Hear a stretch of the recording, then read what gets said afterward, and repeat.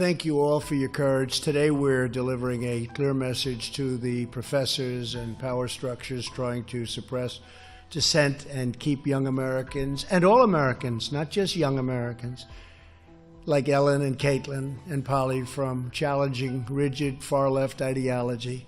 People who are confident in their beliefs do not censor others. We don't want to censor others. They welcome free, fair, and open debate, and that's what we're demanding. Under the policy I am announcing today, federal agencies will use their authority under various grant-making programs to ensure that public universities protect, cherish, protect the First Amendment and First Amendment rights of their students, or risk losing billions and billions of dollars of federal taxpayer dollars.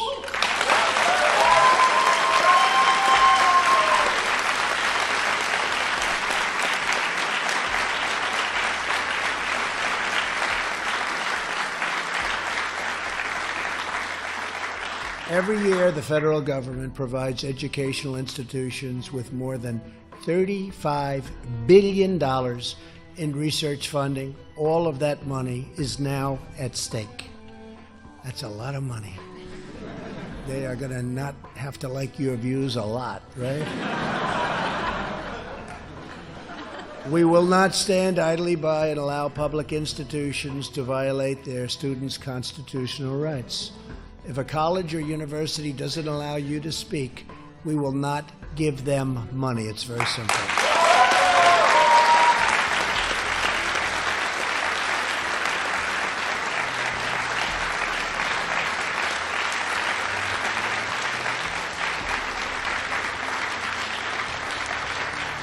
At the same time, private universities should be held to their own policies on free speech. So from now on, federal agencies will also use their grant-making authority to promote transparency for students at private schools. These colleges should not be able to promise free speech in theory and then impose restrictive speech codes in practice, which is what many of them do. Today's action is just the beginning of our efforts to protect free speech and advance our students' rights agenda.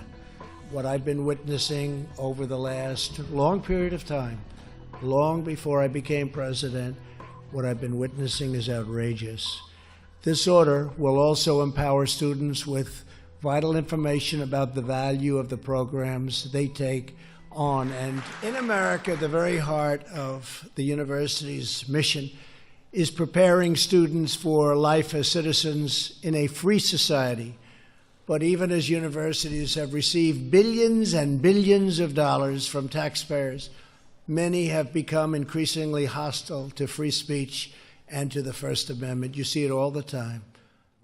Under the guise of speech codes and safe spaces and trigger warnings, these universities have tried to restrict free thought, impose total conformity, and shut down the voices of great young Americans like those here today. It's great people. All of that changes starting right now. Taxpayer dollars should not subsidize anti-First Amendment institutions, and that's exactly what they are, anti-First Amendment. Universities that want taxpayer dollars should promote free speech, not silence free speech. Thank all of the college students and recent graduates here with me on stage, incredible young people.